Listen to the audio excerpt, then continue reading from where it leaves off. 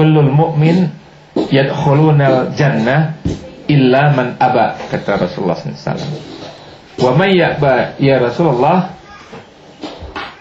Qala man ata'ani yadkhulunal jannah wa man asani faqad aba.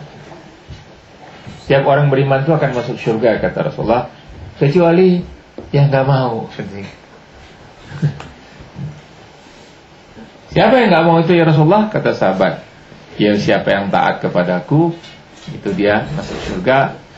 Yang siapa dia gak taat kepadaku, berarti dia gak mau masuk surga gitu. Kalimat ininya begitu ya, kalimat ringkasnya. Nah, saya tadi tanya-tanya di mana, di mobil sama teman-teman ini kira-kira mau dihidangkan sajian. Ya, ini sajian juga. Tadi ada sajian fisik, ini sajian batin kan? Apa kira-kira? Ya, ya terserahlah. Saya paling susah kalau dijawab orang, terserah. Gitu. Apalagi berdagang dengan apa? Dengan ikhwah gitu, dengan apa? Dengan teman akrab. Berapa nih harganya? Ya terserah, itu start aja gitu. Ya kalau terserah saya bayar 5.000 perak. Masa 5.000 perak? Harganya 20 juta, dia 5.000 perak. Ya antum bilang tadi terserah, saya bilang gitu. Ya, kalau terserah kan berapa aja kan. Nah jadi topiknya insyaallah judulnya mutiara teladan. Saya buka sini kan dulu ya. Mutiara teladan dari sahabat dan Rasulullah SAW. Dan juga para nabi dan rasul. Udah nggak apa-apa. Biasa begini lebih enak deh.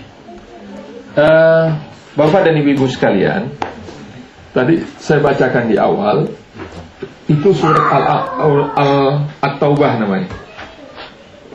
At-Taubah ayat 100. Ya. Fasabiqunal awwalun, ya. Orang-orang yang terdahulu masuk Islam, minal muhajirin wal ansor, dari kalangan muhajirin dan kalangan ansor. Muhajirin itu orang yang berhijrah dari Makkah ke Madinah. Ansor itu yang penduduk Madinah asli. Walladzina taba'uhum bi ihsan, yang mengikuti mereka dengan baik. Radhiyallahu anhum wa radu'an, Allah telah ridho kepada mereka dan mereka pun telah ridho kepada Allah.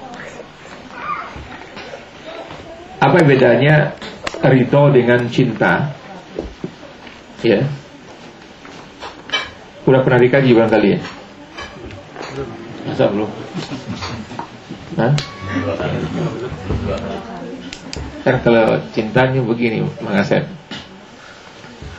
pantun aja ya biar jelas ya.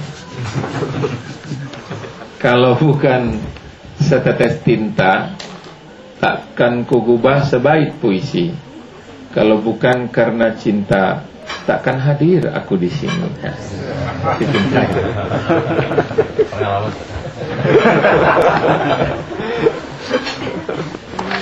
Oh nggak ngantuk dia kalau dikasih pantun ini, mulai terus dia. Jadi puncak daripada cinta itu ridho. Itu puncaknya.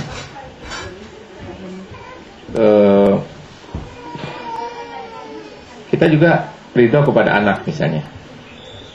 Ada seorang tua yang menyekolahkan anaknya, barangkali dia tinggal di Jakarta, anaknya sekolah di Jogja misalnya. Pas pulang gitu ke Jakarta, tuh anak kan dimasakin singgang ayam gitu ya, kesukaannya lah. Lagi dibeliin sate padang gitu ya. Andrea, dia mau tidur, dia mau jalan, apa, dia mau bawa kendaraan keluar silakan. Karena orang tua tuh ridho. Pulang-pulang tuh nggak dikasih rekening gitu, malah dibelikan kue atau apa, ya anak mau kuliah nanti sukanya apa gitu. Itu namanya ridho.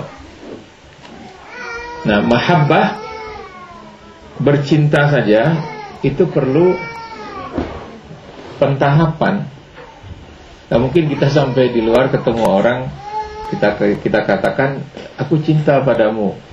Kita ketemu siapa waktu itu? I love you. Dia bilang, wah ini orang strip nih katanya. Gak kenal gitu. Bagaimana kita bisa mencintai Allah? Bagaimana kita bisa ridho kepada Allah? Itu ada tahapannya. Mesti kenal dulu gitu. Nah, itu namanya ma'rifatullah. Kalau kenal saja tidak, apa itu? Nah, Allah itu memperkenalkan dirinya kepada manusia melalui dua jalur, dua cara, yaitu ayat-ayat qauliyah namanya, dan ayat-ayat kauniyah, melalui firman-firman dan hadis Rasulullah SAW, dan melalui ciptaannya. Kalau melalui ayat-ayat qauliyah, itu pengenalan kita kepada Allah itu akan tepat dan benar. Kalau melalui ayat-ayat kauniyah, pengenalan kita kepada Allah Subhanahu wa taala itu akan luas dan mendalam. Wa fi anfusikum afala tubsirun. Ada ayat di dalam dirimu sendiri. Apakah kamu tidak melihatnya?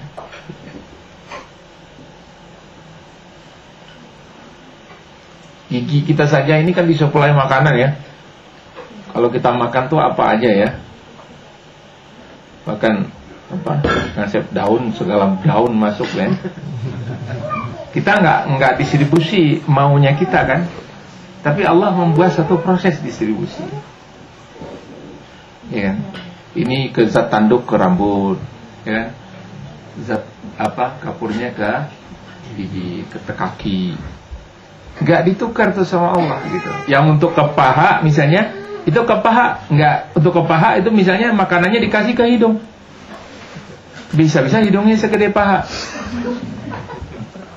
Iya. Tapi diatur sedemikian rupa. Gigi kita nih yang ke depan nih disuplai, kan dikasih makan semua sel itu. Kalau nggak dikasih makan ini sel ini mati dia. Antum pernah dengar orang manjat Mount Everest nggak? Ya nggak usah Mount Everest ya. Misalnya Puncak Jayawijaya, itu ada tangan yang tidak bisa beku ya. Frostbite. Apa istilahnya? Frostbite. Itu saya nggak bisa nyebutnya aja, nggak bisa saya. Itu harus dipotong, harus diamputasi, karena dia tidak dialiri darah. Nah, gigi ini ada gigi mati namanya, warnanya berubah. Ini masih muda-muda sih, masih kinclong lah gitu ya. Tapi kalau sudah berusia tertentu itu mati, berubah warnanya menjadi kuning. Bisa hitam juga ya, bisa hitam. Dan ya intinya dicabut gitu. Ya, mulailah ompong ya. Yang tadinya senyum menawan nanti agak seram sedikit gitu ya. Ya gitu. Namanya juga daun kan, lama-lama seger, nggak mungkin seger terus. Berubah kuning, coklat, kemudian gugur. Begitulah kehidupan ini.